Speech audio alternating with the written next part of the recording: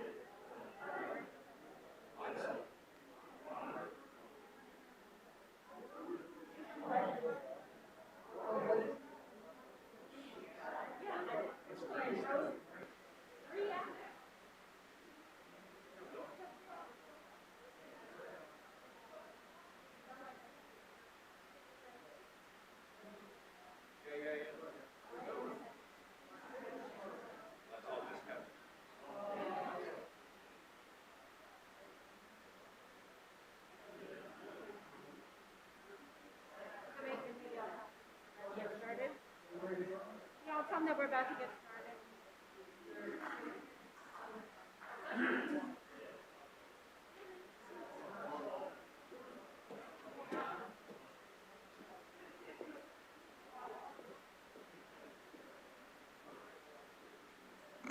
We're about to get started, so if you could please take your seats, I'd appreciate it.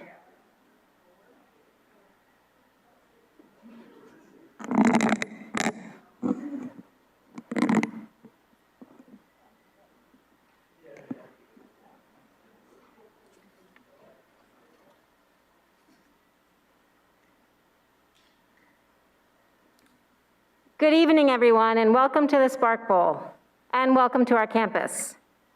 For those of you watching on our live stream, I hope you enjoy the competition and that you're able to come to visit us soon. My name is Tanya Casas. I'm the Dean of the School of Business and Humanities here at Delaware Valley University. I'm thrilled you have joined us for this year's event. And I must add that I'm very proud of our Spark Bowl team for pulling it together in this pandemic year, and in as safe a manner as possible. It's truly a testament to our commitment to the community and to our students. Spark Bowl is the outcome of a unique and innovative cooperation between the Central Bucks Chamber of Commerce and the Department of Business and Information Management here at the university. It's my honor to introduce you to Dr. Maria Gallo, the president of Delaware Valley University. Thank you.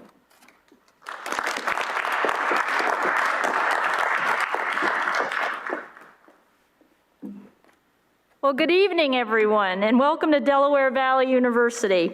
It is a pleasure to welcome you back for our second Spark Bowl competition. Spark Bowl captures so much of what makes Del Val such a special place. The competition shines a light on our School of Business and Humanities and our Department of Business and Information Management, whose number of majors is among the highest at the university. It is a shining example of our commitment to expand community and industry partnerships. We are proud to join with the Central Bucks Chamber of Commerce in nurturing and supporting innovation that improves our region. And it gives our students direct experience in working with entrepreneurs, businesses, and nonprofits, demonstrating once again our leadership in experiential education. This intense focus on experiential learning truly sets Del Val apart. It is our academic hallmark, an emphasis that dates from our founding 125 years ago. Through our innovative, nationally honored Experience 360 program, or E360 as we call it, every student engages in hands-on learning before graduating. And this is not an option. It is a requirement. In fact, we are one of the few schools in the country to require experiential learning in order to graduate. Within a year of graduating, members of our class of 2019 reported career outcome rates of more than 94%, the highest ever in our history. We believe in this kind of learning so strongly that it is at the heart of our institutional vision, which is to be the leader in experiential learning, empowering all learners to transform the world. And it is one of the pillars of our strategic plan. I could not be more proud that earlier this year, the National Society for Experiential Education recognized us. It's a fitting recognition that the education we offer is both unique and effective. There are so many people to thank for their great work in making tonight's event a reality. You just heard from Dr. Tanya Casas, also Bill Vale and Stephen Byland from Del Val School of Business and Humanities, Vale Garvin of the Central Bucks Chamber of Commerce, and of course, our dedicated trustee and supporter, Bill Shutt, who's pulling double duty tonight as a judge. A special thanks to all of our judges for volunteering their time and expertise, to our contestants for their innovative spirit, and to you for joining us this evening. We would also like to thank the community sponsors who made the event possible through generous donations, and the Bucks County Herald for promoting the event as our official media sponsor. The YMCA of Bucks County also served as a community partner. This year's judges are Dr. Donna D. Corrales, Michael Eriton, Sue Lonergan, and Bill Shutt. The top sponsors are fire starters of entrepreneurship, are Michael Eriton from Sterling Drive Ventures, Susan Lonergan from Fulton Bank, Del Val trustee Bill Schutt, Dr. Donna Marie D. Corrales from Drexel University, Del Valle trustee Kate Littlefield, and Robert and Pamela Byers. Let's give them all a big round of applause.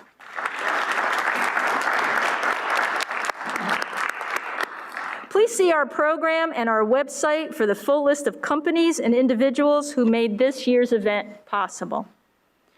Well, I don't know about you, but I can't wait to see what our teams have to pitch us. So best of luck to them. It's always wonderful to hear you, and everyone enjoy the Spark Bowl. Thank you so much.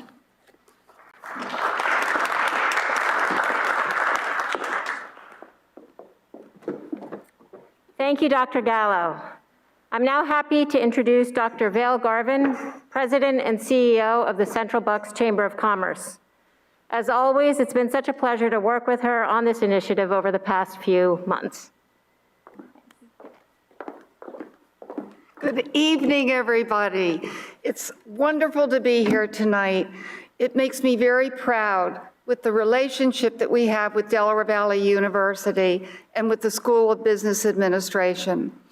The Chamber's mission, as I'm sure you all know, is to help our business community grow and thrive. And we have been doing that with Delaware Valley University, and it's fun. On top of all the growth we've seen, to have the students involved in thinking like entrepreneurs makes everything we do worthwhile. So I just want to say thank you to the Sharks, who are all affiliated with the Central Bucks Chamber of Commerce as well. So God bless each and every one of you, and thank you for being here tonight.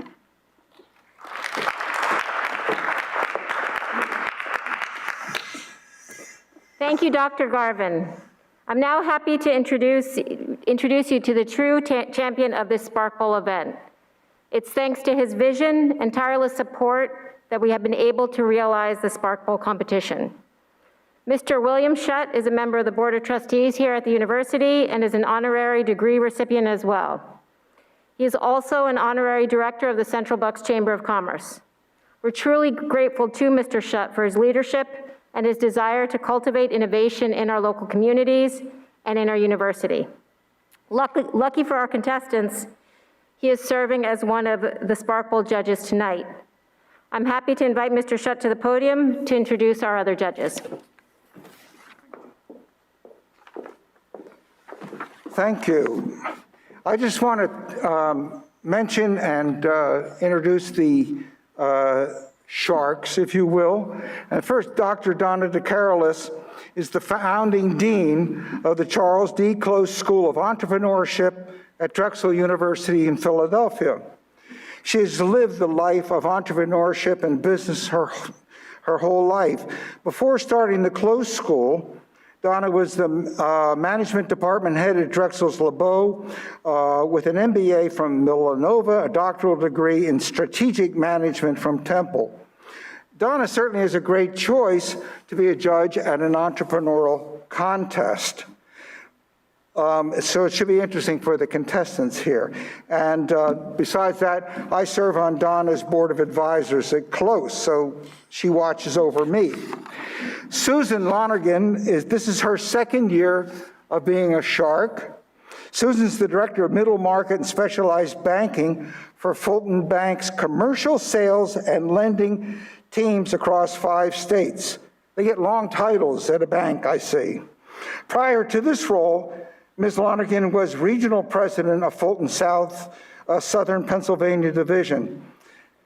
And she has been the small business strategy and planning executive for the Bank of America. Susan has presented her outlook on business on many television shows, including Bloomberg, MSNBC, Wall Street Journal, and others. Again, we thank her for being here for her second year. Michael Eriton comes to us as CEO of Sterling Drive Ventures, that among other things owns the Rodon, I hope I pronounced it right, Michael, a group, a highly automated plastics injection manufacturer serving over 100 industries. Prior to Sterling Drive Ventures, Michael was president of Connex Brands, the famous Connex construction toy. I still remember a speech that Michael gave to the Central Bucks Chamber of Commerce several years ago on international business. It was one of the best insights into that world that I have heard. So I'm very happy to have Michael back for a second year. So we thank the 3 judges for joining us tonight and spending their time with our contestants. Thank you.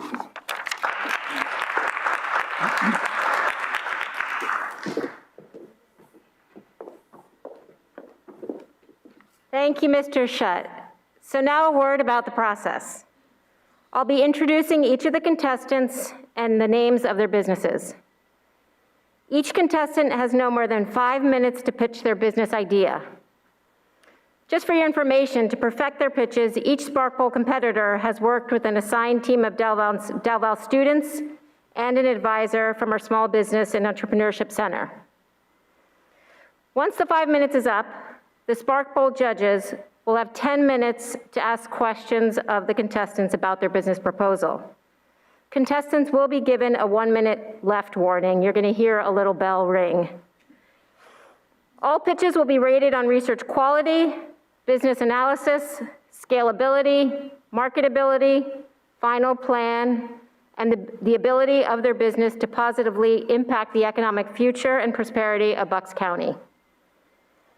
Without further ado, I'm happy to invite our first Spark Bowl contestant, Adam Nelson, to the stage to speak about his business, Philly Esports. So please welcome Adam.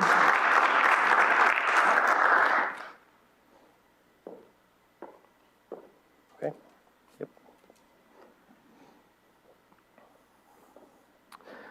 All right.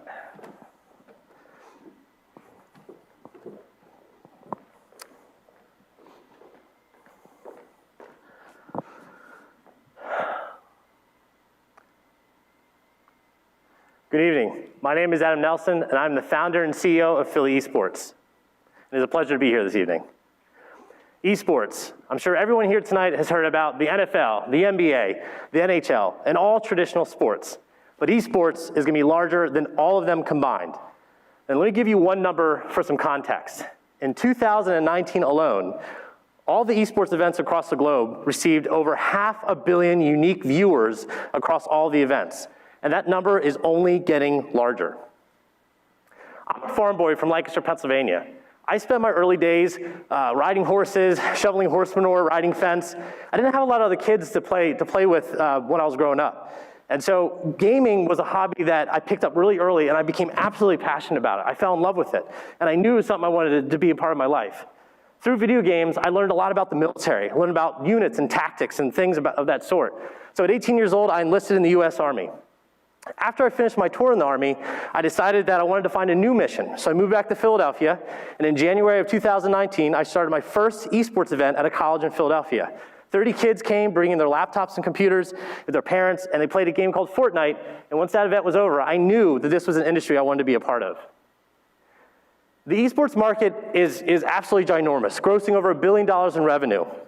One of the verticals in the esports market is the collegiate esports space. Colleges see how esports, competitive video gaming, can help them recruit and also bring together a new generation of students. Because of this, these colleges are looking for opportunities to have their teams and their players compete against other colleges. Right now, the current companies that are running collegiate-size competitions are not really hitting the mark. They offer little more than a website. They're not doing really good tournament organization. They barely help the teams market, and they have the scheduling happens day to day, if not week to week. So I'm super excited to introduce everyone tonight to our answer to the collegiate issue, the ACES Collegiate Series.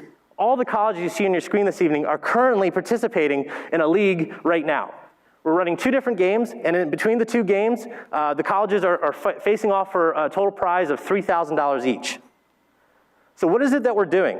Well, first and foremost, we do the schedule up front, giving all the colleges an idea of who they're playing and when, so they can start building those rivalries just like traditional sports. We also give full marketing materials, allowing the colleges to promote on their social media platforms, giving them a chance to build out their players, their teams, and the matches. Finally, we do online broadcasting, allowing us to share all the games with a huge community.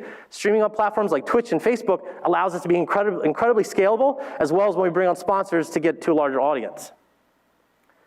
So why is my team the right team to do the job? Well, my team is full of entrepreneurs, business experts, gaming experts, programmers. They're absolutely passionate about what we do, and we know what it takes to make an amazing program for individuals and colleges alike to be a part of.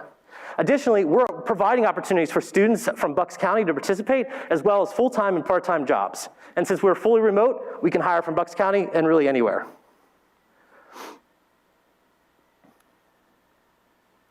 So how do we get the schools on board? So each school pays roughly $2,000 to onboard into one of the leagues.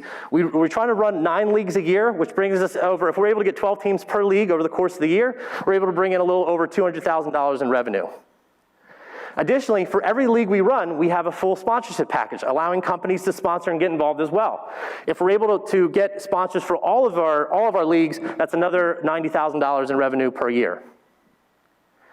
The money from this competition is going to go directly to our collegiate esports pipeline, allowing us to hire more people, bring on new initiatives, and really engage the collegiate network in a more professional way. Thank you so much for your attention this evening, and I look forward to answering your questions.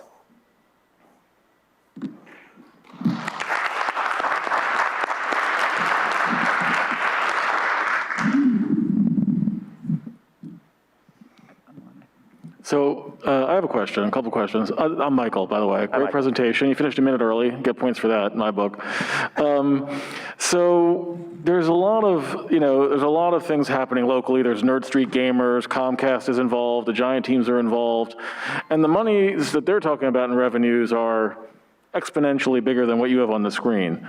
So can you talk to me a little bit about your unit economics, why you're so cheap, and how then you make any money if you're that cheap? Right, absolutely. So what's really great is that we're doing more than just the collegiate league. So the reason why we keep it cheap is because our competitors are giving it away almost for free. But we're doing things at a much higher level, a white glove service, if you will, for our leagues. But our business runs more than off the collegiate league. We provide that as our main service, but we're also partnered with after-school programming. We also do for-hire events like the United States Army. It's allowing us to bring in more revenue. So when it comes to our collegiate league, that's not our only pillar of revenue. So even though that we might be going up against a Nerd Street or something like that who might be able to do more, we're still providing a better service that our colleges want to come back to and be a part of.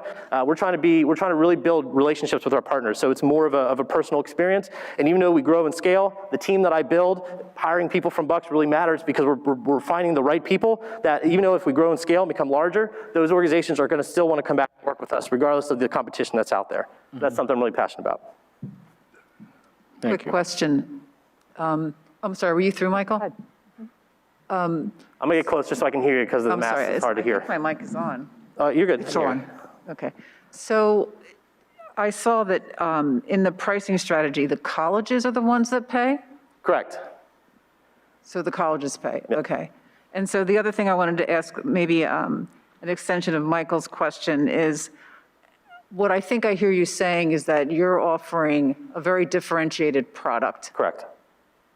But yet you're not charging a premium for that differentiation at this point because you intend to scale across different markets? Correct. So the pricing that we've established has been based on the current climate. Obviously, COVID has made it difficult for colleges to be involved. Right. It's making it very hard. But as we kind of move past this time, hopefully we get through this time, colleges will be able to rebound and have more financial stability to be able to participate.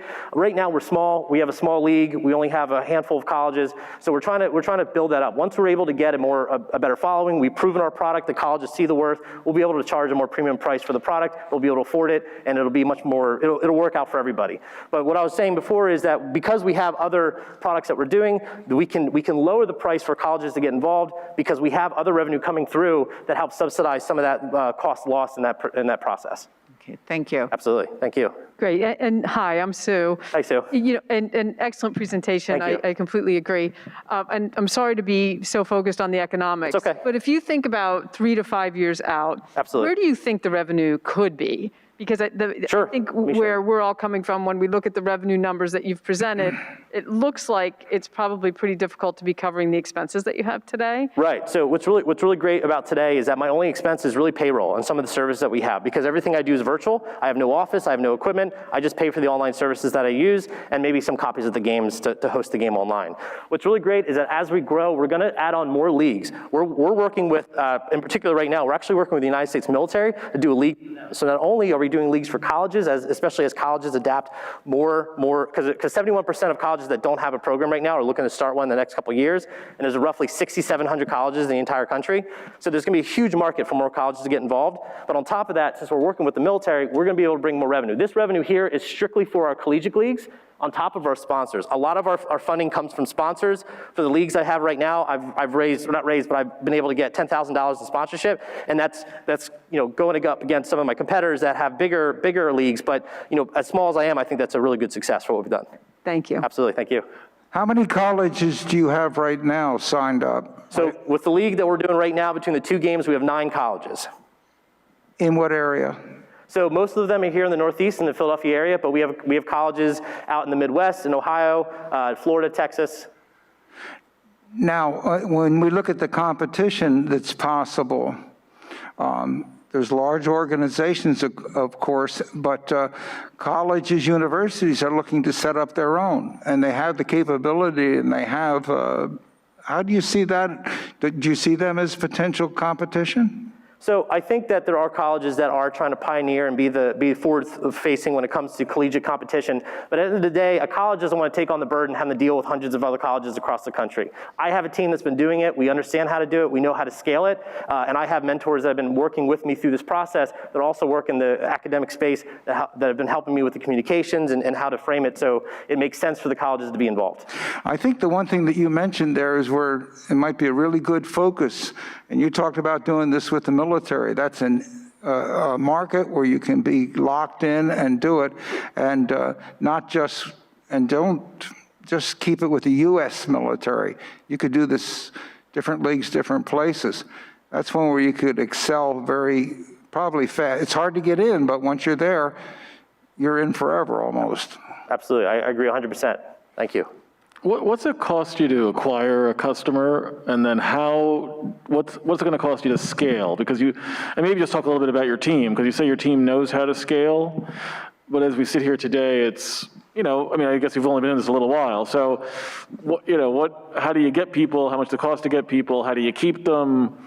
And I'm trying to figure out with all of that is why do they stay with your team as opposed to anywhere? Like what's good about your league versus any other league versus just watching it on Twitch? Absolutely. So I like to make the comparison with Chick-fil-A, right? So Chick-fil-A is technically a fast food restaurant, but their service is extraordinary. The line is around the block almost every time you go to a Chick-fil-A. I see ourselves as the Chick-fil-A as online or collegiate leagues, right? So yeah, so a great competitor for us is a company, not Nerd Street, but Play Versus. They first got into the high school game, now they're getting into the collegiate game. They offer every college in the United States free admission to their league, and they give out tens of thousands of dollars in prize pool. Obviously, that's an easy in for a college, but they're walking into a huge network of other colleges that aren't getting specific treatment. When they come into our league, they're paying for that premier service. They're getting that premier experience. And my staff has been working with them from this moment that they've come in, from the moment of the first call, really, up until they're playing in the league, walking them through every step and giving them the best experience possible. So at the end of the day, they're paying a little bit more, but they're getting that premium experience, that better service, and they're going to avoid the McDonald's and they're going to go to Chick-fil-A because the Chick-fil-A wants better food and better customer service. Yeah, can you describe then a little bit high level what that better experience is? Because I'm a Nintendo guy from way back. I've got 3 nephews who love Fortnite. Right. But I'm not sure what makes that a premier experience. So this is what I'm talking about. All of these organizations that are here, because they're trying to get into this space so fast and try to move so fast because they're big and they can do all this stuff, they're sacrificing the experience of the colleges, right? They're scheduling, there's almost no marketing. None of the colleges are getting any kind of exposure. Colleges start esports programs because they're looking to recruit. They're looking to build out their network and their culture. They can't do that if they're in a huge sea of people all getting the same treatment. When they come through us, every college gets a suite of marketing content. They get to promote promote on their own socials, on their own content. After every stream is over, I have video editors that create clips for all the teams, so the players get highlights along with the team. It allows them to use that content to promote their brand and their culture at their school through our league, and the other leagues just aren't doing that. And is there an ad revenue model associated with this? And I'll be at my last question, Sue, I promise. I'm just trying to understand, like when you say you have content you have on Twitch, as an example, like it feels like, at least it's not on here, so is that part of the model? So it is part of the model. So because we're a new company, we haven't received enough viewership to be able to pull in ad revenue in that sense. That's why our sponsorships are so important. I've been able to build a really big sponsorship network, especially through my veteran community, that have been seeing a direct impact on their businesses through our leagues, through gaming, which has been absolutely phenomenal. Quick question. Sure. How easy is this for somebody to imitate? And how do you protect against that? Absolutely. So it's not incredibly difficult to duplicate. The difference is that we've already established ourselves as the organization doing this, and we do it very well. We have a very close relationship with all these colleges, and at the end of the league, we ask them, how can we improve? What can we do more? What do you want to see more of? What are you still having pain points with at your other leagues? And we listen to them. The reason why we're doing better than our competition is because they don't listen to the colleges. They actually haven't sat down, done feedback sessions, actually heard what they need to do. Everybody, at the bottom line, most colleges are looking to recruit, and that's what we really focus on, but every college has a different experience that we try to enhance, and that's why even if someone were to duplicate what we're doing, we're still better because we've developed these close relationships. So what do you foresee as your biggest expense moving forward? For right now, my business expense is payroll, but as we grow, it's going to be marketing after that. Particularly developers? Is it developers that? So not developers, just organizers, people that help run the stuff, people to do business development. Business development is a pain point. Video editors, graphic designers, because we need to make more content as more schools come on board. So those are the types of people we'd like to hire. Thank you. Thank you. Adam, how do you think the white glove service actually affects your scalability? So that's a great question. I think about this a lot. So my team and I, we strategize around how can we maintain the quality of service as we grow. And again, I think what's really critical in that process is listening to the colleges. What is Thank you. Oh, okay. To be fair to everybody, we're being very strict on the time, and I know I cut you off in the middle, but. Absolutely, I understand. Thank you so much for your time. I really appreciate it. But thank you very much. Yep. Oof. That was harsh. What happened to this? Thank you, Adam. That was a fantastic start to this event. I'd now like to invite Barb Schuster to the stage to talk about her business, Be Comfy.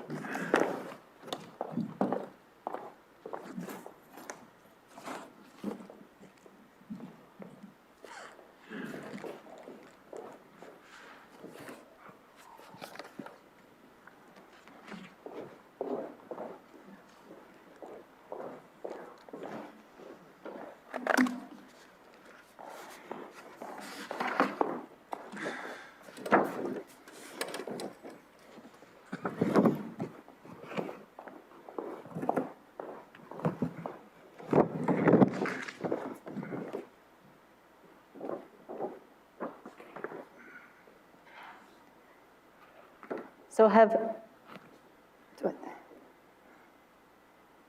It should be.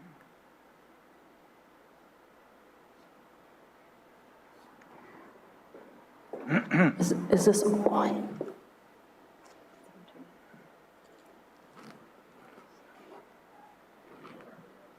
Oh, there we go. Okay.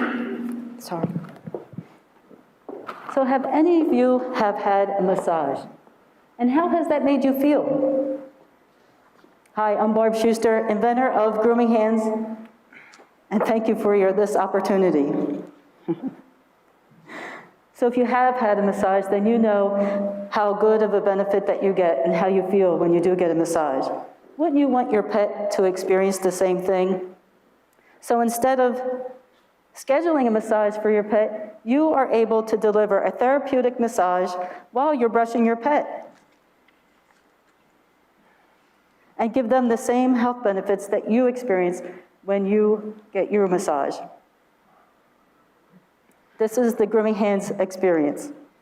And while you're brushing, just watch your pet bond with you even more. Making people aware of the importance of grooming and the benefits of grooming is important to me. Grooming Hands is a uniquely designed anti-static glove that has no teeth in the thumb area or the index finger, so you can wipe around their eyes and sensitive areas. You can feel their skin, so if there's any ticks or lumps, you can take a look at it. If there is a sore spot, you're able to wipe it without injuring it or irritating it. And just to show you how dexterity works with these things while I'm wearing my glove, we'll put this back on. I'm sorry. They are comfortable for the user, and it's a gentler experience for the pet.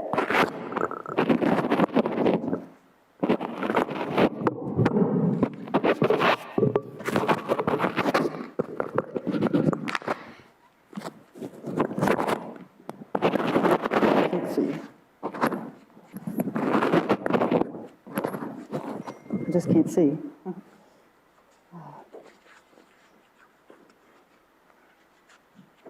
So the applications for Grooming Hands is vast. They're good for all furry animals, especially ones who just like a good scratching or a massage.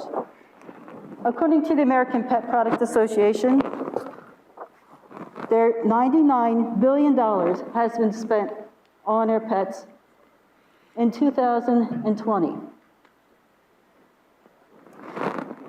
And the history of this industry has proven to be recession-proof.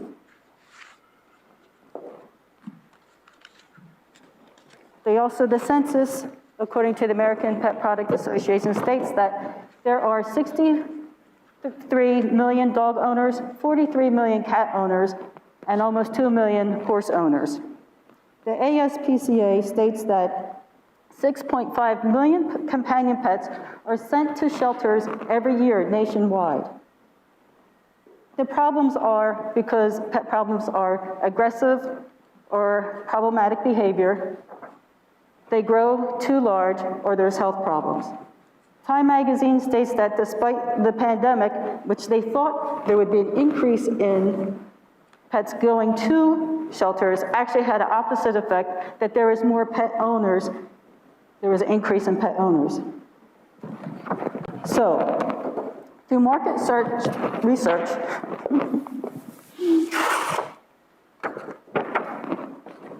it is estimated that there is $60 million spent on grooming products in a year.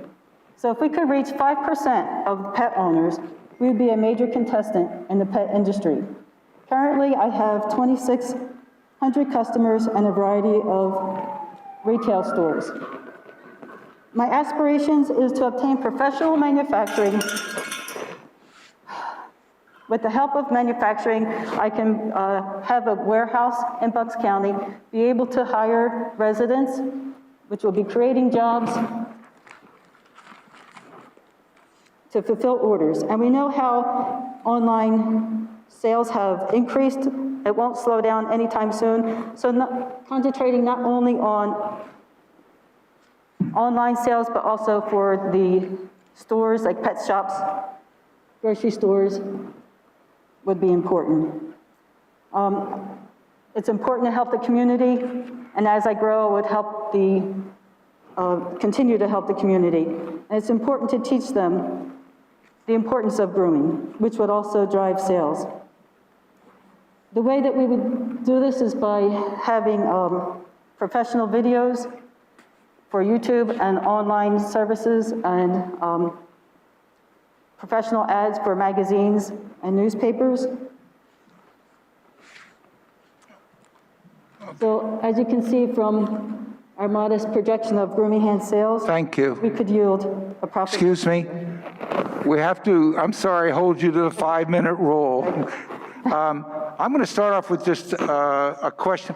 What are your sales right now? Well, I do have a thing that, right now, my sales are low. And the reason why that they're low, but I've had a lot of sales. When I went to a horse expo, I sold over 260 pairs of gloves, and I had a lot of competitors, and my major competitor was there. I have a lot of great feedback from that.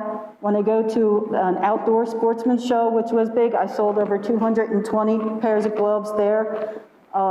As a matter of fact, during that one, there was people who were not able to pay for their own booth, and I doubled what I was able to do. Well, that's great, 200 on a first shot out and 260. You mentioned your competitors. Yes. Who are your, I mean, do they have something like a glove, or is your competitor a brush? What is it? They do. My major competitor has a glove, but they have teeth on the whole thing, which doesn't allow them to do certain things that you can do with these. You can't wipe their eyes, you can't feel their skin, and if there's sore spot, you can't wipe it without irritating it. So this is a big plus over that. Hi, thank you for the presentation, and thank you for the gloves. I have a dog, so I'll go home and... Quick question.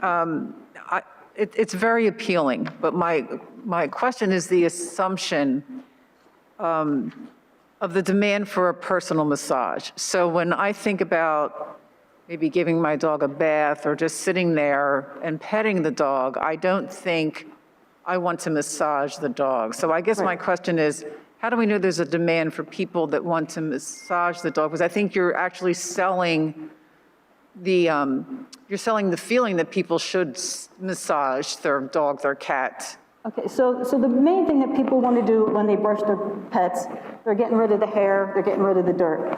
So this will do that. But as you're doing that, you're able to incorporate that massage. And as you know, massage will increase the lymphatic system, increase the blood system, it relaxes the muscles. So if you're able to get to the oils of the skin, you're creating a healthier coat. If you're able to get to the muscles of the animals, you're creating relaxation and better movement and better health for the animal. So instead of having a brush that just gets rid of the dirt, you're now able to do the whole thing at one time. And you would even be able to do it without even thinking that you're doing it. Yeah, I think that's your selling point. Thank you. Yeah, Barb, so I also have dogs. We have 2 Newfoundland dogs, and they love a good scratch. Yes. But they do run when I get the brush out. Okay. So my question is, you talk about wanting to do the manufacturing yourself. Well, no, I need help with manufacturing. I need help with manufacturing. I make these myself right now, and it's very time consuming. So I need a business partner. I need help with manufacturing. If that could happen, because I've been approached by As Seen on TV, I gave a pitch to QVC, but I can't produce the quantity that they need in order to fulfill orders in a timely manner. So have you done the analysis on how many gloves you would need to sell in order to afford a facility to do your own manufacturing? Do you know?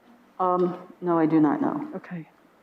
No, I do not know that. And because it would be interesting to run the projections, right? Okay. Understand what the cost will be of having your own facility and everything that comes with that, and then back into the gloves. I know that, so right now, just online sales, it's estimated about $60 million a year.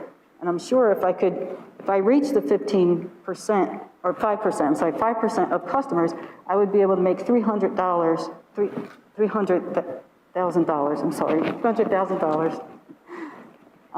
within a year, and I know, that's just the beginning. Mm-hmm. So I know there's a lot of potential for these gloves, and part of it is educating people the importance of grooming, and especially working animals. Working animals, their muscles get so tight. If you're able to give them that massage, they'll be able to perform so much better and feel so much better, and it helps with the longevity of your animal when you're able to help with the flow, increase the blood flow in the lymphatic system and make them happier. And I'm hoping that even with this, I have customers whose pets don't like to be brushed. I have a lady who had a horse didn't like to be brushed. She says, I've tried these, and now it first leans into my hands. It's the first time it's ever, after 4 years, it's the first time it's ever leaned into my hands. I have a lady who used them on a cat that she adopted, and the cat would just sit on the pillow and not respond. She used it on the cat, and she said the cat actually got up and weaved around my legs and purred, and it was so nice to see those differences, to see that, be able to come out and be what they need to be. Do you know what it costs you to manufacture a pair today? For me to make them, it cost me about close to $9 to make them right now. Okay. And I sell them for between 20, they go for between $20 and $25 a pair. Great, thank you. What's your plan for selling these going forward? Part of this you may have said, but I just had a hard time hearing. Are you selling it online now? I do some, I only have on eBay right now. I would like to expand that. And this is another thing, because I kept myself limited to where I'm selling because I make them myself. I don't want to have too many orders come in and not be able to fulfill that.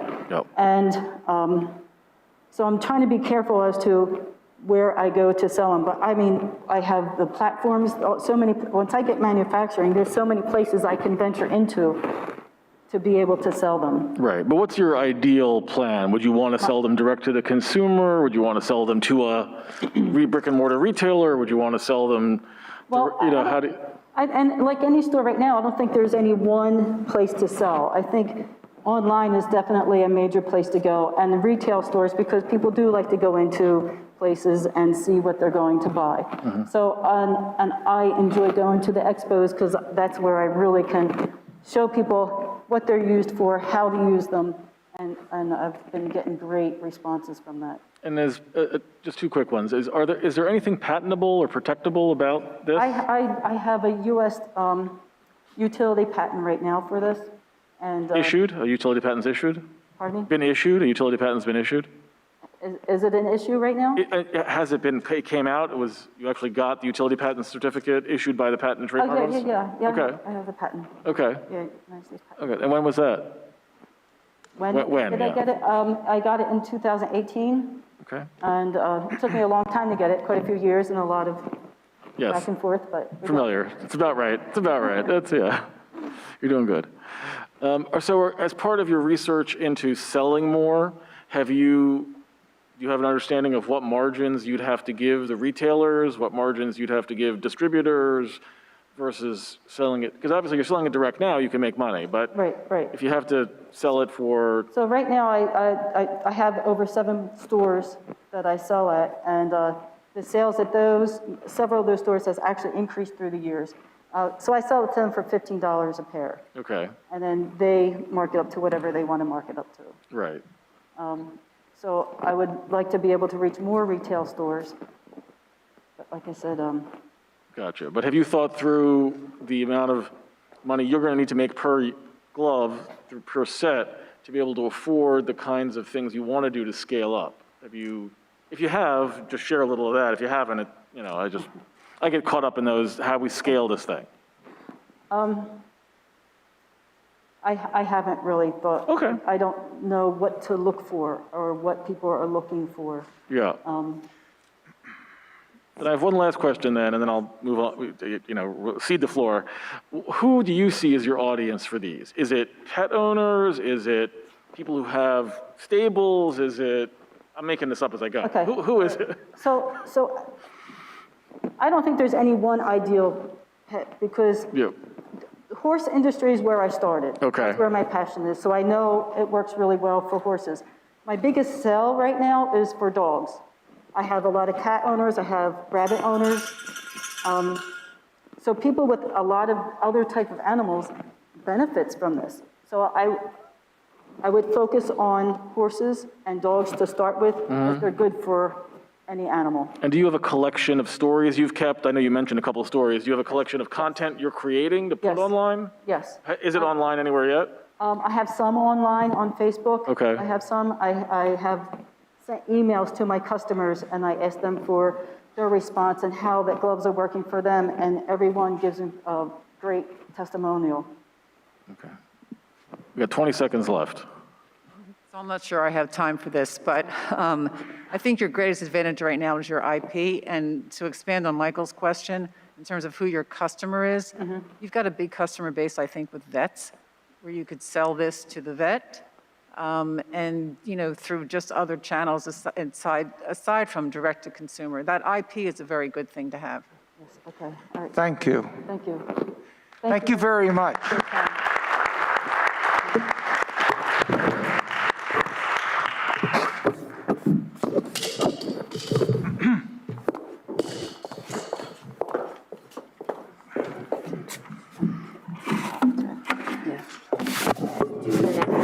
Presenters. We can give it to, we can take this, give it to.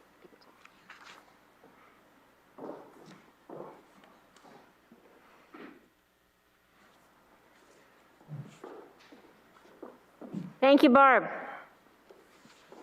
I now want to introduce Alex Roscoe, who's going to talk about his business, GrowFlux.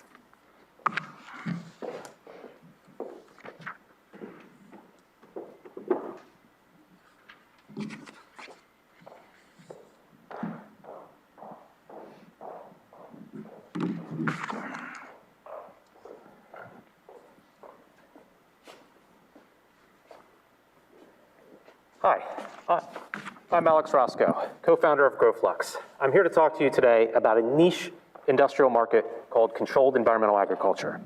We are on track to be the largest IoT company in this sector by the end of this year. So cultivators use high-intensity light to grow crops year-round. This gives them higher yields and lets them get to their product to market faster. However, it uses a ton of energy and requires a lot of physical infrastructure. Combined in the US, it uses over 2% of the US electric grid. So cannabis is growing rapidly. Over the next 36 months, it's growing exponentially. States are legalizing, and it's on track towards federal legalization. So we're working 3 different markets here. Home growers who grow in their basement to their garages, commercial greenhouses, and indoor farms.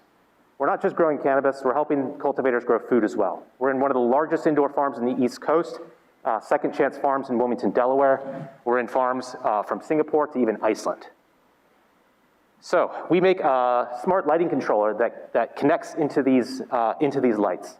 These lights have a port on the side of them, kind of like a USB port. This device plugs right into it and empowers the cultivator to give them the tools that they need to tune the spectrum and dial in the intensity tailored right to their crops. It lets them digitally zone and group the lights, removing tens of miles of electrical conduit within the facility. So we have some competition, but they're using decades-old technology, and we've listened to the frustrations of their customers, and we've made a product that with the features that they care about. We're overall coming in less in price, we're on a cloud solution, giving us the ability to come in and expand with more products later on. So customers are king. So we're working 4 different verticals here. So we're starting our focus off deep into the supply chain with lighting manufacturers. We're integrating right on the assembly line, and these lighting manufacturers have an army of sales personnel. So that makes our customer acquisition cost very low. We're working with greenhouse and indoor farm integrators, so we get designed and spec'd into their projects as early on as possible. Our margins are pretty healthy, where we can actually sell it direct. And it's actually pretty fun talking to cultivators, listening to what they're growing. And speaking about margins, we've worked really hard to work on 1- and 2-step distribution with our pricing. So that means we can sell into distribution, and then those distributors can then sell into retail, while each one of them making their profit. It's a super easy product to use, so it's actually consumer friendly. So we're finding the retail market to be a pretty lucrative avenue for us. So commercial agriculture in Bucks County is actually quite significant, and it's even for home growers as a hobbyist. There's a lot of indoor grow shops. PA is legalized medical marijuana, and the licenses are a hot commodity. With federal legalization, it's only going to get more competitive in the state, and I think Bucks County is actually a good place to grow it. So we're actually looking for an R&D greenhouse here in Bucks County that's local to Philadelphia, where we can test out some R&D in our pipeline, reach out if you know any, have any connections or can make any introductions. So we got a stellar team. We have over $100 million in exits between us all. Eric has 7 patents in lighting, and he's designed LEED platinum buildings such as US Embassy in London. I myself have 1 patent in wireless communications, and I worked at Comcast scaling national internet infrastructure. Adi is leading our sales, and he led sales at CloudReach, which ultimately sold to Blackstone back in 2018. Skylar Duffy comes from Cornell University, and he's a plant scientist who can also program. He's a unicorn of a hire. So we're raising $3 million. We just signed a 7-figure deal this week. We need to grow the company right now. We got to get a customer success team going. We just received a $250,000 grant. We won a $250,000 grant last week from NREL and the Danforth Plant Science Center backed by Wells Fargo. We just got, GrowFlux was just awarded a patent, and we also got the backing of Exelon earlier last year. We're looking for a lead in clean tech and ad tech. We're looking for introductions. Please reach out if you can make any. Thank you. Great, thank you. I'll start with a couple of questions. What are your sales in the last 12 months? So our sales are have been under $250,000 in the last 12 months. I did have to pull some of the financial sides just because it could jeopardize some of the. I understand, but you started in 2017, right? Yeah, so let me go back to that. So we used to make lights, and we pivoted. Okay. In 2019. We made a smart connected light that was tunable, spectrum. We had 20 competitors when we started it, and then by the time we brought it to market, we had 200 competitors flooded in from China, everywhere from Europe. And basically, what we took a look around and we said, guys, let's take what we do best out of this. Let's take the IoT smart controls out of it, and let's just go turn our previous competitors into our customers. So we're going out. Our sales pipeline is now talking to all these lighting companies, and those include companies like GE and Philips. Yeah, well, you're going to go from $250,000 up to $2 million. That's a pretty fast jump. Where do you see, or in the next 12 months, what section of the market is going to be the leader for you? Where are you going to make most of the sales? You listed lighting manufacturers and others and direct, et cetera. Where do you see that? It's going to be lighting manufacturers, and then it's going to be working with distributors that have commercial teams that sell into greenhouses. Yeah, having done that sort of thing going through other manufacturers, what's their incentive to push your product? The energy savings. So no, how's that their incentive? The manufacturer of the lighting. So that is something that my sales director is going to be training them on for the sales. But there is actually lower infrastructure costs. So the amount of electrical infrastructure required on a new build is the electrical infrastructure required on a new build is very high. In some of these cases, we eliminate about $500,000 from some projects just by going complete wireless. I'll let somebody else ask questions. So Alex, can you talk a little bit about the manufacturing process that you have today and what your plans are for the future? Yes, so we do small batch manufacturing here in the US, down in Texas, but we are looking abroad in Asia to reduce some of those costs. We're seeing a lot of price pressure on some things, so we have to really reduce some of these costs. We have experience doing manufacturing. We have made lights before. So coming into this, and it's a much smaller widget, pretty much, it's so much easier. And that is one thing that we're doing with our raise, is that we're kind of ironing out all the wrinkles in the supply chain, securing inventory. We use a lot of silicon chips, and there's a global supply chain issues right now. So we really need to secure that, and we need to get out raising. This is like, getting manufacturing dialed in is critical. We're very sensitive to that. So that was really my second question, is what do you plan to do with the money that you're raising? And you explained some of that, so it's to build inventory. Is there anything else? No, yeah, not just build inventory. We got to build a balanced team. We're heavy on the engineering side.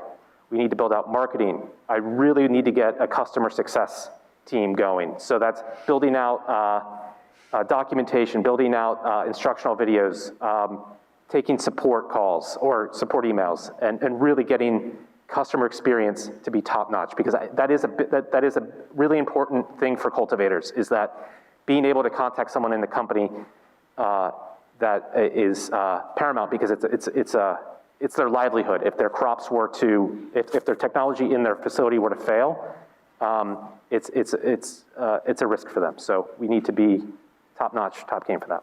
And how long do you think that money that you'll raise will last, based on your projections? So it's between 18 and 24 months, but we based on future cash flow, I don't know if we're going to need to raise again.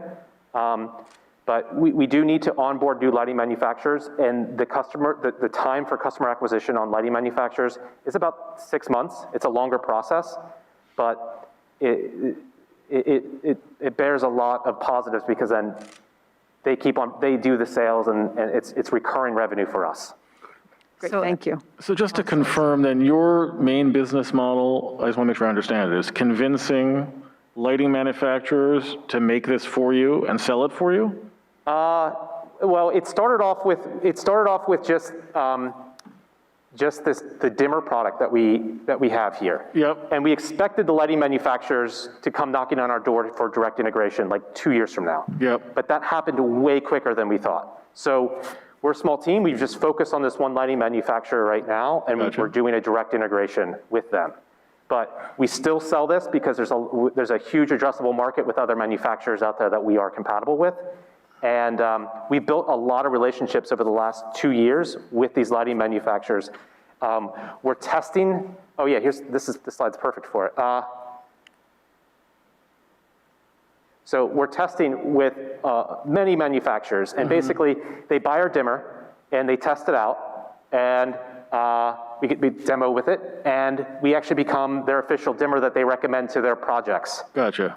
Once we get to that stage, then we build out like a sample engineering product, like what that would look like integrated into their system. So that's when we accept like an engineering fee, start working closely together, and then this should be updated this week now. We just got through our legal contract, and we're going to be fully integrated to a lighting manufacturer. So does this device collect data? Yeah, so we do sell a CO2 sensor as well. And so understanding the microclimates around the data. We do collect data within this project on our product on energy usage. And so that's important later down the road when we want to build out SaaS features. Something like demand response with electrical utilities. That's why Exelon's interested, because the amount of electricity that this uses, it's staggering. That if we can build out that link of that doing demand response, being able to turn down that lighting when electricity is higher priced, that is a very lucrative opportunity for us that we're investigating. And we're going to be using some of that Danforth research grant to help build out those algorithms. Gotcha. So Alex, if I could clarify a few things. So I saw you had up there that the price per unit is $299 per unit. Yes. So how many units on average would a farm or cannabis use? Because I also heard you say, or I read in the write-up, that your target market is really small and medium-sized businesses, right? So what would be the average? Do they just buy one? Do they buy 10? How does it? So yeah, it all depends on their growing methods. We're going through a sales process, a direct sales process with one right now. They need 28 dimmers. 28? 28 of them. And they have, I think, eight grow rooms, and then they're going to have different zones in the grow room. So if they can, the idea is that each dimmer has its own schedule, so they can have different start and stop times. With cannabis, there's two different stages of growth. There's vegetative and flower. And they use different spectrums and different timing. And so you need to be able to control those individually. And we can support up to 50 lights per zone, and that's, we worked really hard to be able to do that. Some of these competitors say that they can support it, but when they actually hook it up, it's like, it's not actually what they document, and it's sometimes 10 lights that it can support. So that's where there's a lot of frustrations, is that people underbuy, and they need to launch a facility, their licenses are requiring it to launch, and they just can't get started yet. So the value proposition for the customer is lower energy costs and more control over the lighting to grow the vegetation, is that right? Yes, cloud control, energy savings right out of the box, and it just works. These all have some type of issue where that if the power were to reset, their schedule would get lost and the lights won't come on in the morning. And then if a cultivator is at home, needs to know what's going on with his lights. So if they can pull up his app, look at the app, see what's going on, because that's their livelihood. If those lights aren't on, it could actually damage the crop. What's the size of the addressable market here for this kind of thing? Like how many units, if you had 100% of the market, every cultivator had it, how many units a year is it? Yeah, so there's on just greenhouses, there's 2,600 greenhouses in the US. The home grow market is gonna be exploding. That's an addressable market that- 2,600, you said? Sorry, come again? 2,600? 2,600 just small greenhouses. Got it. We're working with some of the larger MSOs here, like Curaleaf, and the home grow market is going to be pretty big as well. We don't have all the numbers around the home grow market. It's actually hard data to get, but we're looking to get it into the retail stores. We may be pushed into a big box store like Home Depot and Lowe's with some of these lighting manufacturers, which would be also very interesting for us. Thank you. We're out of time. Thank you.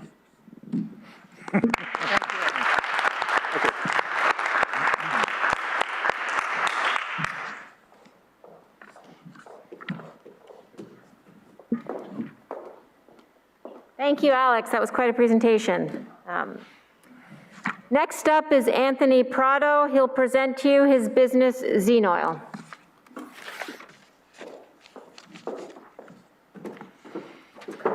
It's on, okay? Okay.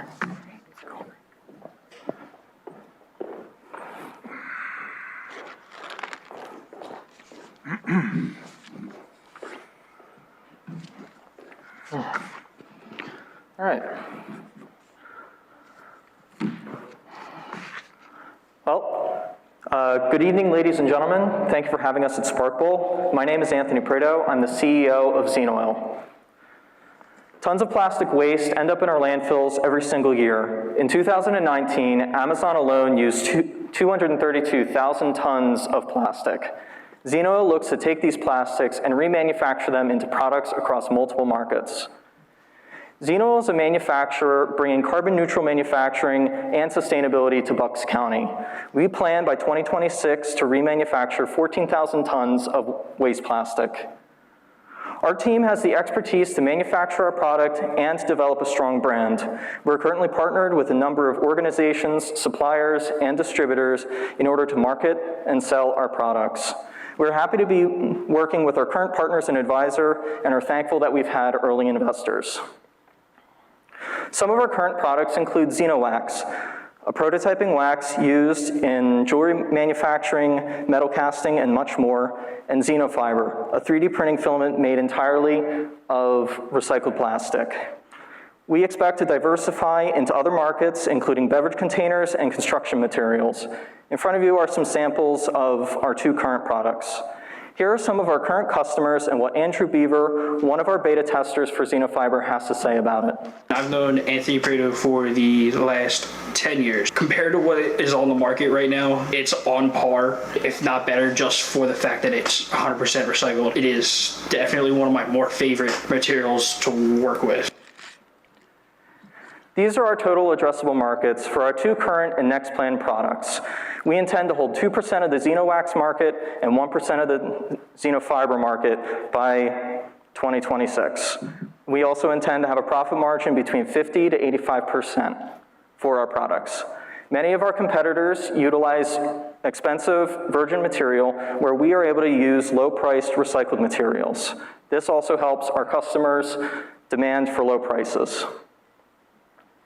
From 2017 to 2020, the founders were focused on finishing school and developing our products. We also are looking to grow and develop market acceptance for the variety of our products through the years. All right, yeah. By 2026, we expect to grow to $30 million by utilizing an investment of $1 million from a strategic partner that we are beginning to look for now.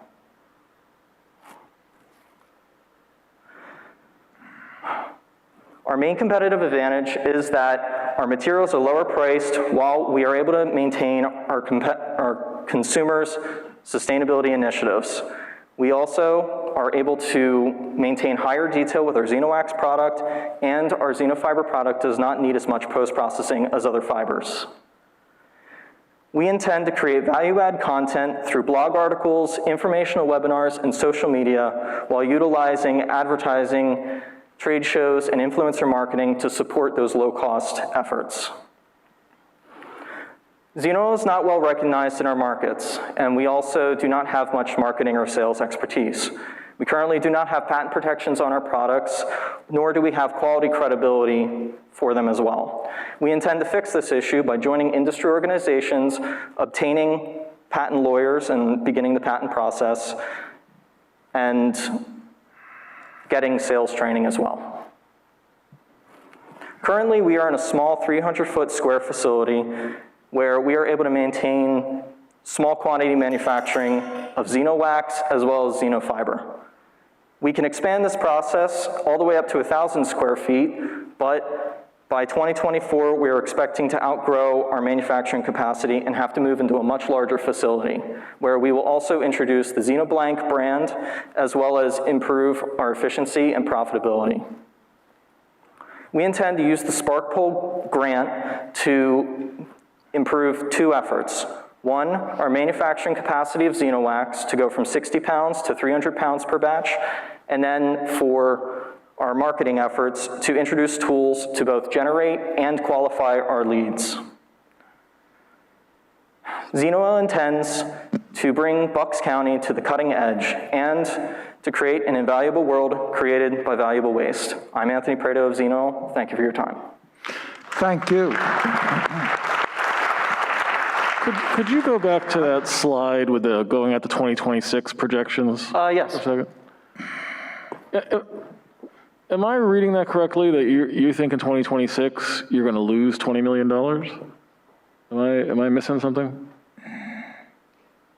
That is actually not correct. Good. Yeah, so that actually, I guess when we transferred the file, it inverted one of the things. It's actually supposed to be $10 million, and yeah, it's supposed to be inverted. Okay. You have that up there. The green bar. The green bar is your profit, is his profit margin. Okay, well, I'm looking on at the, chart. okay, from here, oh, I see. The blue bar's going up to 30 and the expenses down to, thank you. Anthony? Thank you. Let me ask you here. Yes. How did you make this stuff that you gave us samples of? Did you make that in your little small facility you have right now? Yes, we did.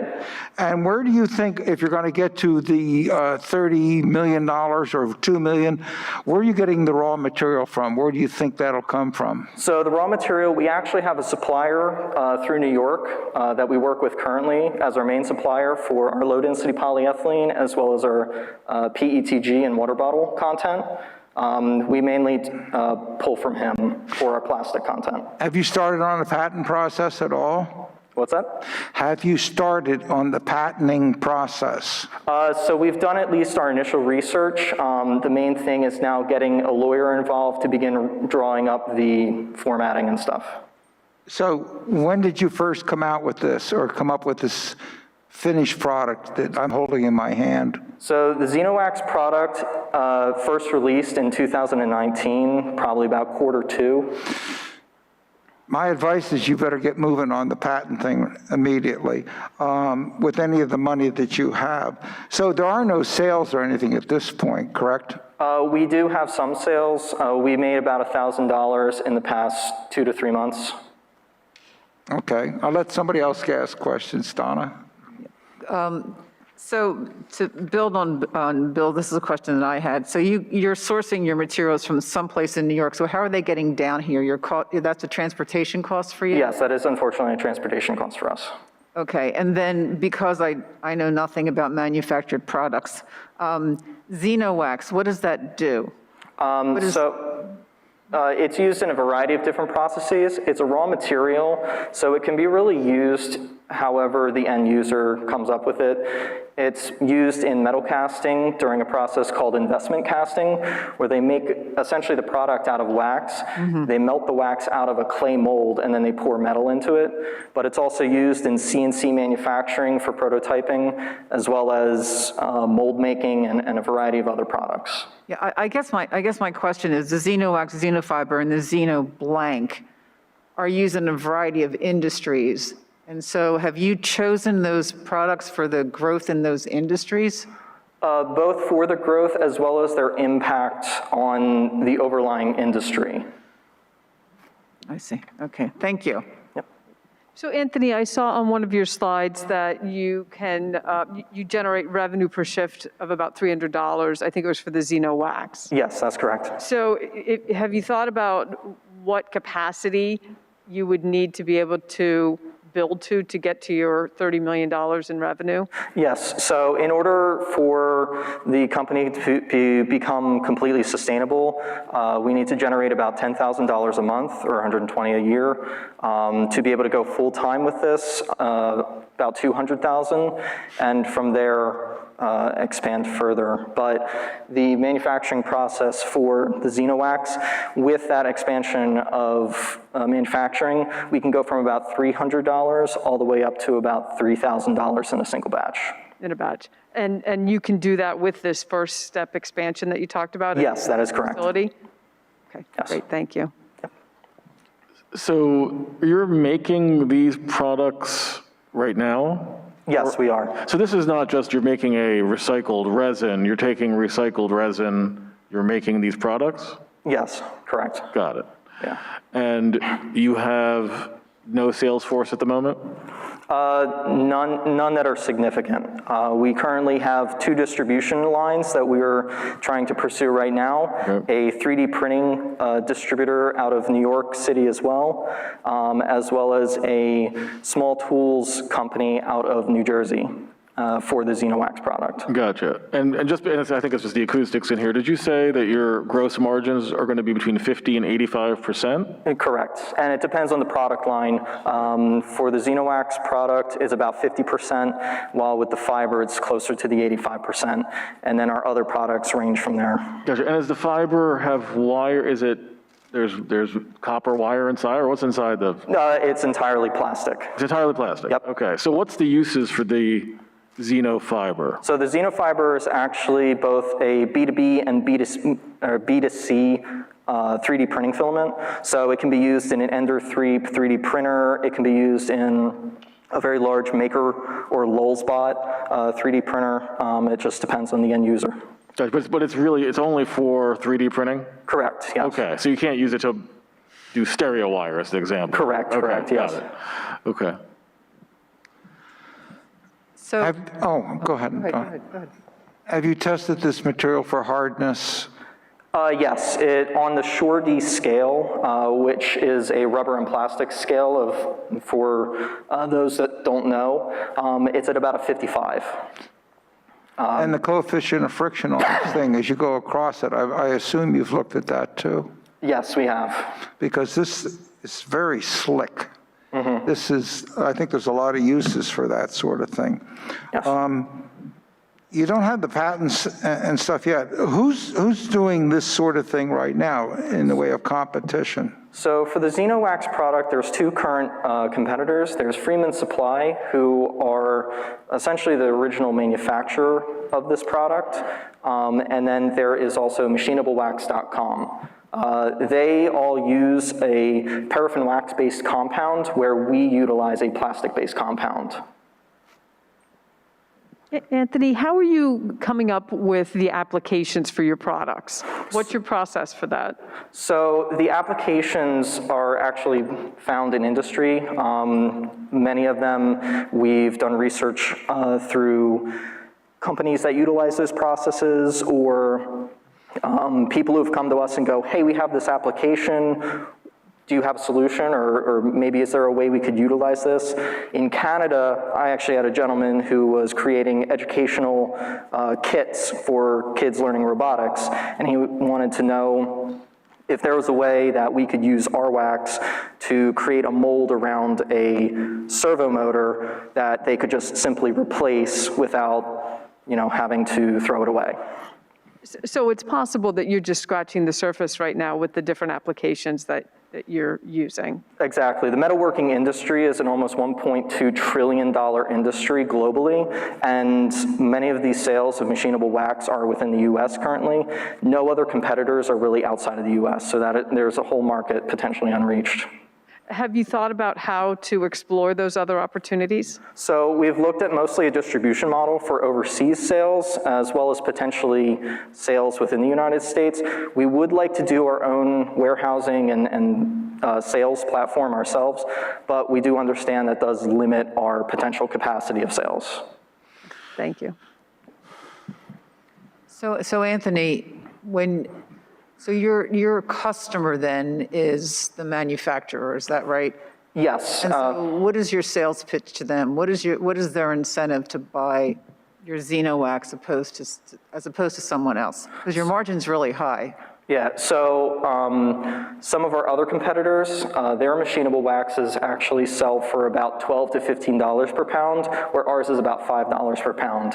And the only way we're actually able to achieve that is through a formulation utilizing recycled plastics. So it's mainly a cost savings.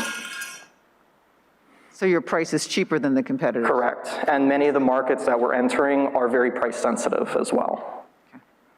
How automatable is your manufacturing process? Oh, what's that? How automatable is your manufacturing process? So essentially, for the Xenowax process, it's batch reactor process. You fill the process with chemicals, you let it process, and then you do the end post-processing where it's cooling and you cut it down to the sizes and shapes you need. Other than that, the vat basically sits in a corner and you just check it once every hour to make sure nothing's burning and stuff. Got it. We got 10 seconds left, so. I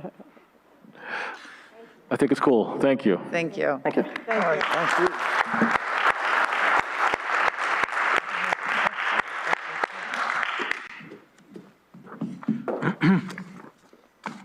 Thank you, Anthony and Xenoil. It's now my pleasure to introduce our last Spark Bowl contestant, Amber Venti, who will talk about her business, Pippy Sips.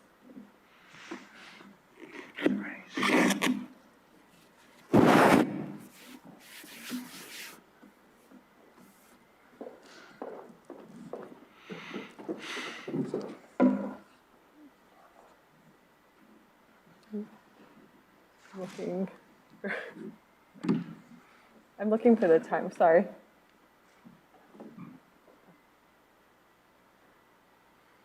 Yeah. Okay.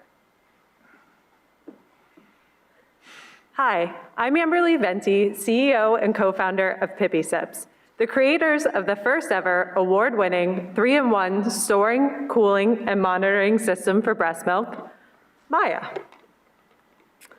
So why do working moms need Maya? Well, as a working mom, when I returned to work after having my second daughter, I was running a mental health clinic in the inner city of Philadelphia during the height of the opiate epidemic.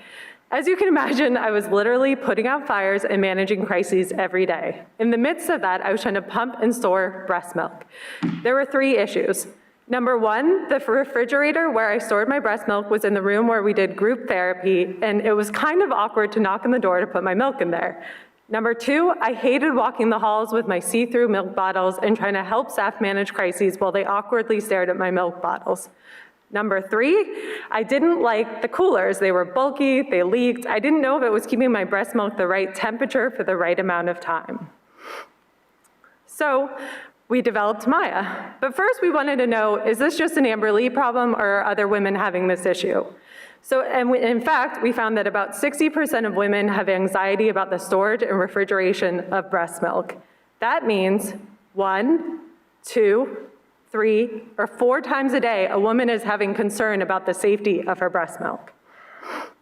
So here's some quotes from women that we interviewed when developing Maya.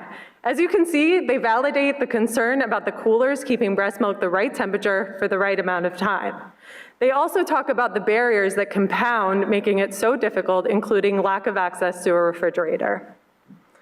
So that's why we made Maya, a 3-in-1 storing, cooling, and monitoring system for breast milk. It attaches directly to industry-leading pumps, so moms don't have to worry about it getting a new or different pump. It holds up to 10 ounces of breast milk. It has a cooling puck that goes in the freezer overnight and then is packed in the morning for the pumping day. The puck, combined with a stainless steel outer shell, maximizes cooling capacity so the breast milk is stored at a safe temperature all day long. If you're worried about it, you simply double tap the screen to reveal the temperature. It's discreet, so no more awkward stares at your see-through milk bottles. It's small, it's compact, and it can be thrown into your work bag and no one will be the wiser. So here's some testimonials from beta testers that use Maya and can't wait for it to hit market to knock those barriers out of their pumping lives. Our market is about 4 million women each year here in the US that have babies, 83% of which start breastfeeding. We know 100% of moms register for or buy items they won't necessarily use based on family and friend feedback or top 10 baby registry item lists. We also know women are spending upwards of $2,000 a year to make their lives easier. They spend it on fancy pumps, devices, clothing, lactation consultancy, anything to just take away those barriers. Women have not stopped having babies since the onset of COVID. In fact, 160 million babies have been born. The breast pump industry is big and getting bigger with a 300% projected increase for 2024. This all bodes well for Pippy Sips. So we know women are still going to work, specifically essential workers, the majority of which are women. If you look at the Bucks County workforce, 30% are in health and education and need to continue going to work without barriers. It's never been more important to have safety and ease in this chaotic and scary world when pumping and storing breast milk. So our plan to launch is to sell direct to consumer on an e-commerce site and other femtech sites and in local boutiques in Bucks County and Philadelphia. You can see our pricing and that we'll make extra revenue by upselling cooling pucks and pumping bottles where moms are forgetting things, we're not sleeping at night. What a great thing to have backup. We plan to scale by increasing order size and margins, improving design based on user feedback and key hires, offering a suite of products and services, selling in big box retailers, getting Maya covered by insurance, and working with businesses that want to care for their breastfeeding and pumping employees by offering Maya. We plan to hit it hard in the social media advertising, which we would use this money for, also using influencers and ambassadors, and speaking at events much like this to spread the good gospel of Maya and helping pumping women. Here's some of our highlights, including our utility patent, awards won, and the Target Takeoff Accelerator. Thank you for your time. Please let me know if you have any questions.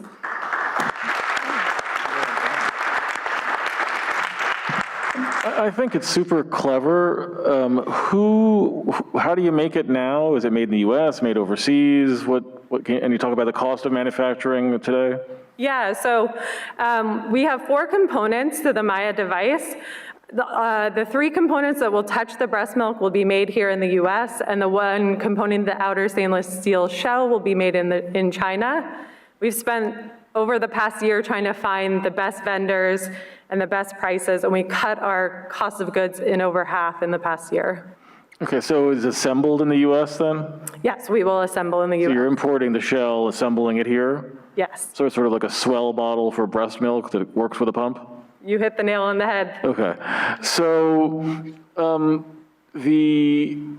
is anybody trying it now? Because I feel like there's a barrier to entry of it's new, who's tried it? Have you had a pilot out there with it? Has there been a production run that it's been used?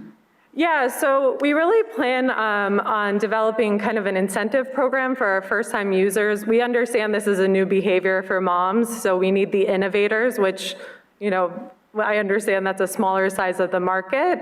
So we want to start there, and we'll offer an incentive to giving feedback that we can use to advertise the product. Okay. How much does it cost to make it? So I know you're selling it for $130, right? We're at about $43 for cost of goods. How much? Excuse me, 53. For the, yeah. 53. And I'm not sure how to ask this question, so I'm just going to ask it. So it's a 10-ounce capacity. Yep. How did you arrive at that number? So we arrived at that number based on pumping volume averages, which is about 8 to 10 ounces a day.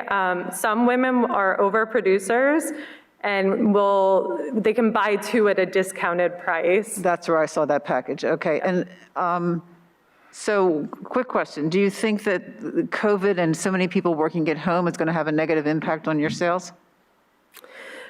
A little bit, but I think when you really look at, that's where our marketing, I think, is going to be the most important, and really targeting essential workers and trying to get some of our ambassadors, influencers in that space, because those women continue to go to work and keep, yeah. I take it you put this in a refrigerator. No, it's cool. You don't need to worry about the fridge anymore. It's like a fridge that goes in your purse.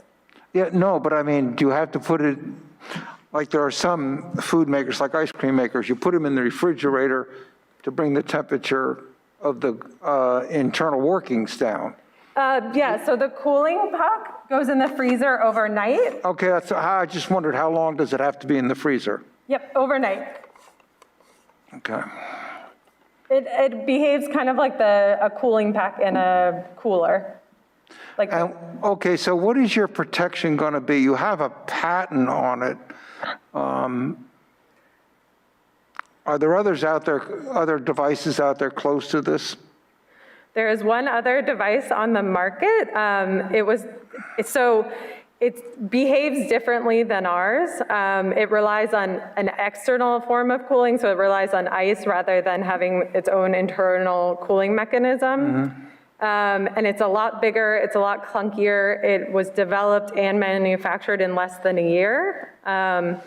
So we're really positioning ourselves as the more refined luxury product with 4 years of development. How many, maybe you said it and I missed it, how many units have you sold so far? So we haven't launched yet. Our plan is to launch in 2021. We're really getting into manufacturing now. Our final designs are actually supposed to be ready tomorrow. It seems like the cost is a bit high, your cost to make. It is, yeah. Very high. But as we start to scale and our order size increases, we'll bring that cost of goods down. So I think it's a really neat product. I have a fairly new grandchild, and my daughter went through a lot of what you were just talking about, and it was very stressful. Congrats. One of the really important elements is the actual serving size. Yep. And I know pumping today into the little packets, you can kind of allocate the serving size. Mm-hmm. Have you thought about that? What to do to make sure when you get home, yeah, now you can allocate it appropriately so that you're not wasting this liquid gold? Yeah, you mean like pouring it into the device you would feed the baby with? Well, and then storing it, because you're not necessarily using it all when you get home, right? So some of it is going to be stored long term, I would assume. Yeah, we have some ideas about kind of what you would use. I mean, I have a long history of watching my husband use a funnel to take the breast milk bottles and pour it into the bags that we then put in the freezer. And then we had this like surplus of breast milk when I went back to work, which was amazing. So, we have some ideas around that and what we could make and kind of upsell so that mom has an easy way of transferring breast milk to the bags, or maybe we make our own bags.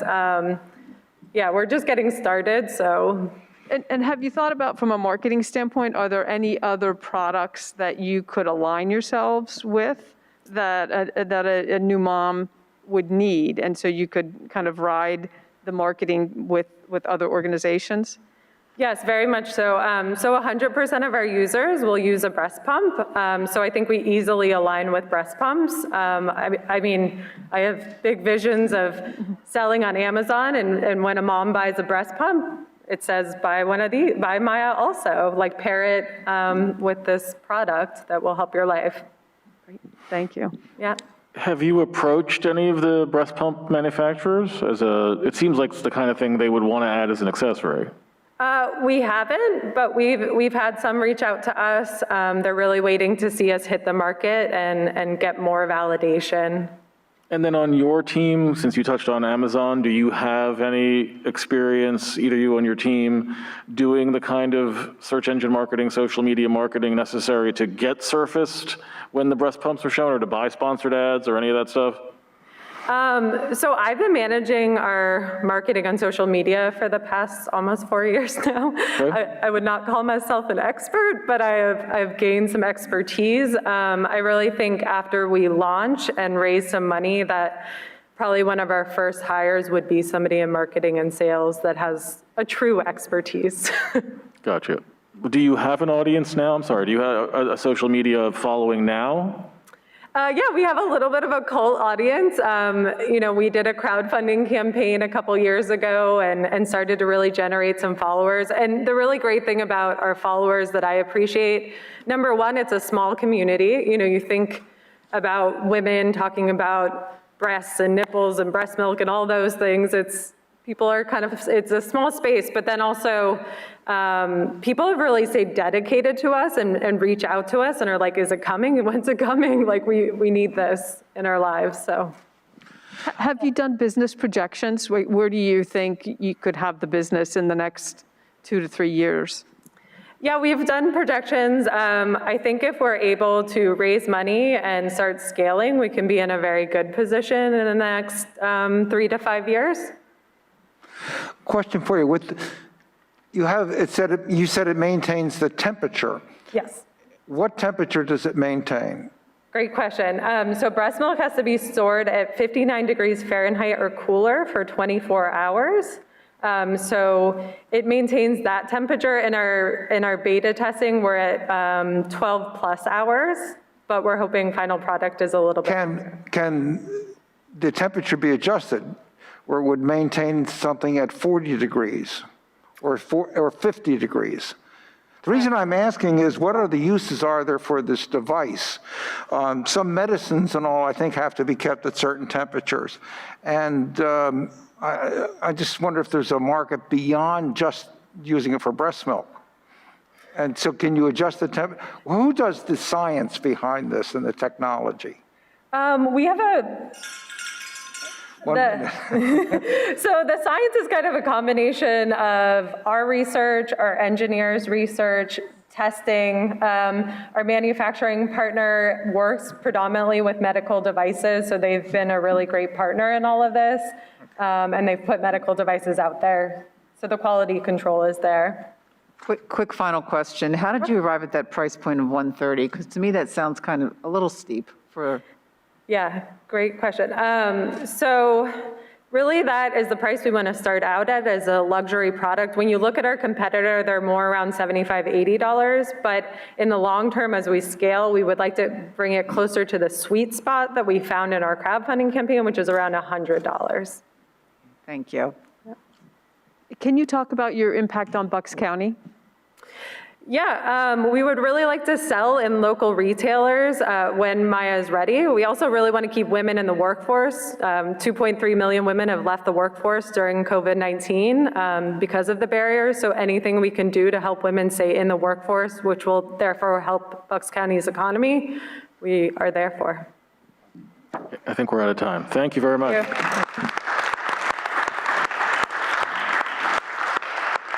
Okay. That was great.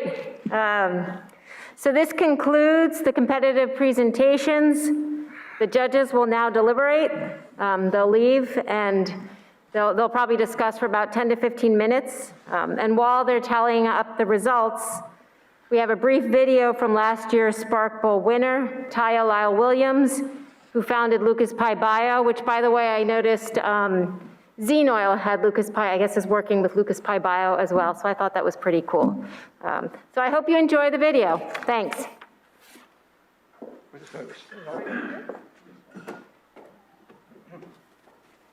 Hello, everybody. Spark Bowl contestants, audience members, judges, thank you for allowing me this time to share in this year's event, Spark Bowl competition for 2021. I'm Tia Lyles Williams, founder and CEO of Lucas Pi Bio, as well as our new sister company, Heloplex, that you may have been hearing about in the media.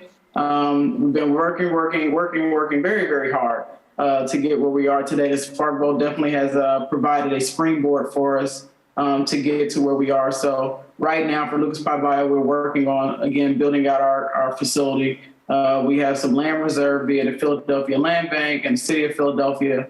And so right now we're going through the process of sourcing quotes and confirming relationships such as our project manager, our zoning representative, and building out the overall strategy to get across that line to actually initiate construction.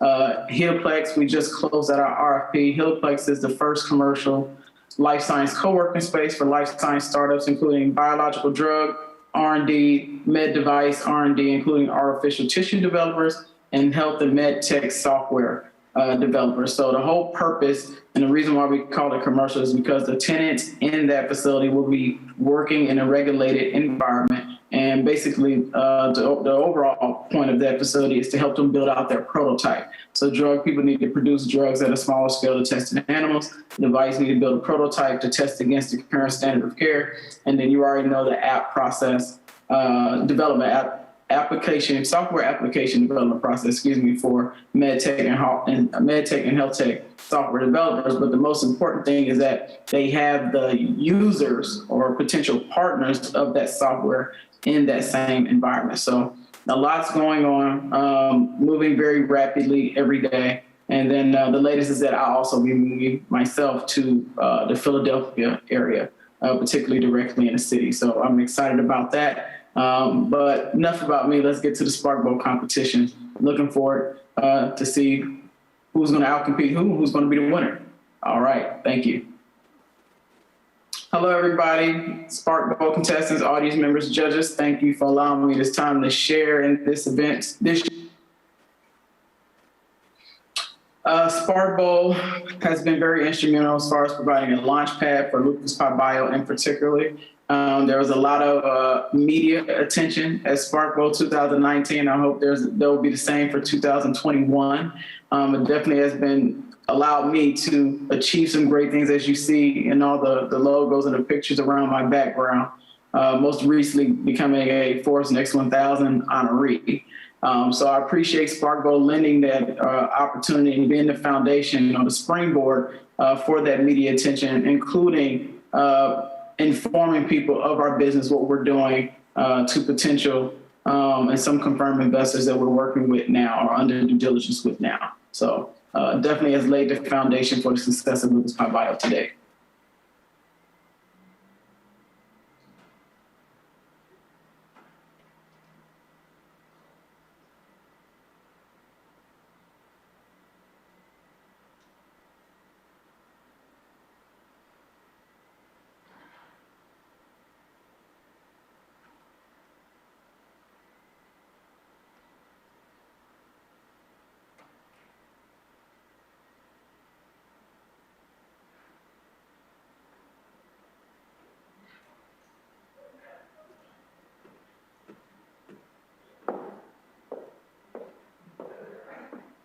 So please feel free to stand up and stretch your legs while we wait for the judges to return. We have some nice photos here that, from last year's event, but thank you.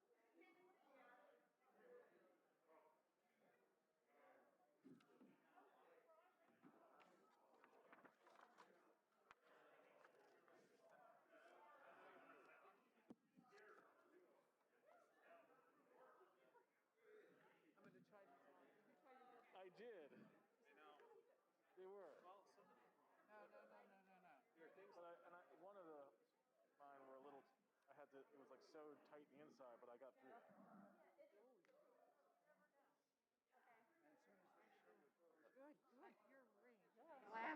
And I think, oh my God, is that horrid? Well, you know, if you try it with your dog, I don't know how it goes. I was going to ask, but I thought it'd be silly. Like, could you massage a person with it? Okay.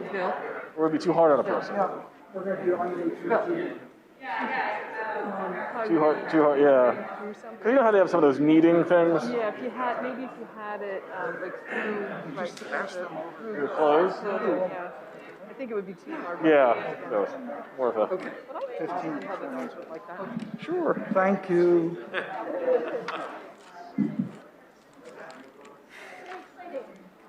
Huh? You know, How did your last middle market, on the, was it the 25th, the middle market discussion go? Oh, yeah, it went well. I think Was we're... it good? I missed that one. Yeah, no, it was a good one. Yeah, it was well... People seem to like they're enjoying it. I feel like they're engaged. They're We have one more, we have our last one next week. yeah. Has it been what you'd hoped for from a Fulton perspective? Yeah, so what I'm looking for is people seeing Fulton as a middle market. Okay. Yes. She's just... Right. Got it. Well, then I think you've done that. Yeah. I want our brand, so the more that it gets marketed, middle market. Gotcha. That's the whole goal. Gotcha. And I think it's working. I think next year we're going to try to do a couple of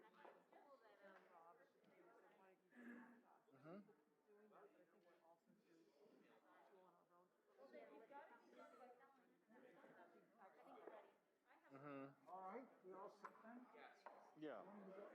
Well, there's that conference, what the heck was it, that went online this year that was for middle market deals.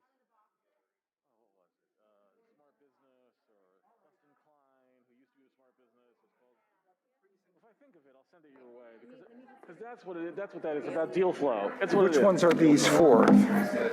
First, second, and third, or what? Yeah, first, second, and third. All right, folks. Oh, boy, that's loud.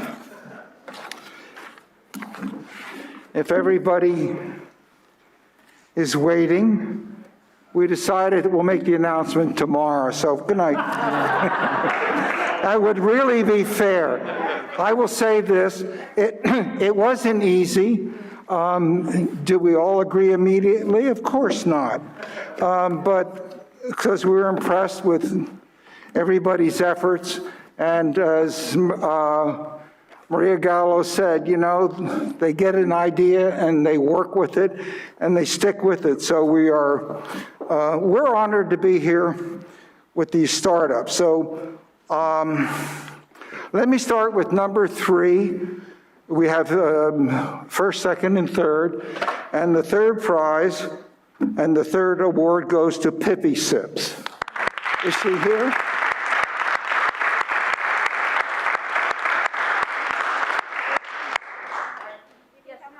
Is she in? Oh, here she is. And well, while you're doing that, that's Amber Venti. Russ Weiss is the SBE Small Business Advisor. Adam Reinhardt, Small Business Advisor. Amber Venti is an advisor also. And so Danielle Pape, I hope I'm spelling or saying the student's name right, and Jonathan St. Hilaire, another student, were the student advisors. So they also, okay, do we have it all? Where's third? Are you taking it out? You got it? Right. I didn't know. You want to stand it?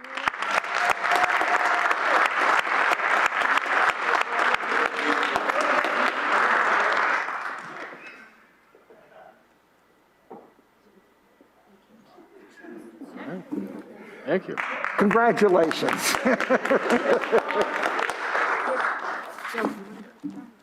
Pardon?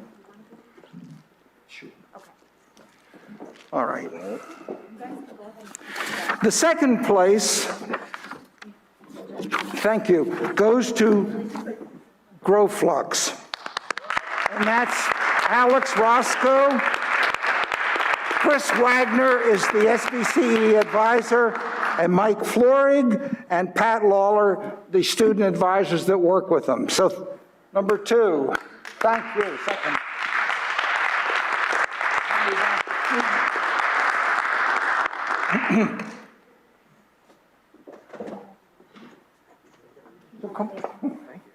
Here we go, come on. I'll shake your hand, but. Yeah, thank you. Yeah.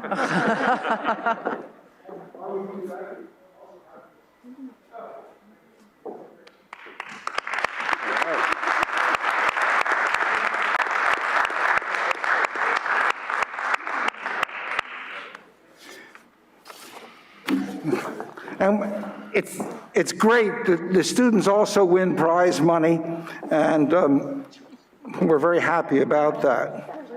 And before I announce the first place, I just want to thank the sponsors and those who donated to this program. We were able to do this program totally with the contributions made. We got about $35,000, and that lets us do all the things that we did, plus the prize money. So again, thanks to those sponsors. So the number 1 place is Xenoil. And we thank Anthony Prado, Don Brown's the advisor, Bridget Schultz, and Javon Spyed, I hope I pronounced it right, are the student advisors that work with them. Thank you.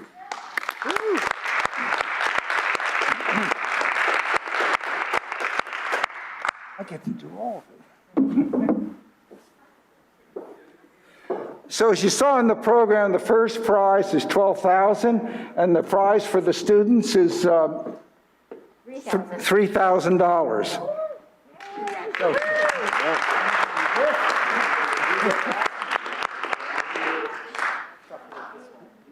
For our students and the advisor.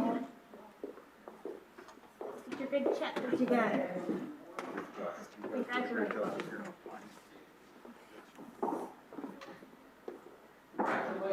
Bill, thank you. Good job.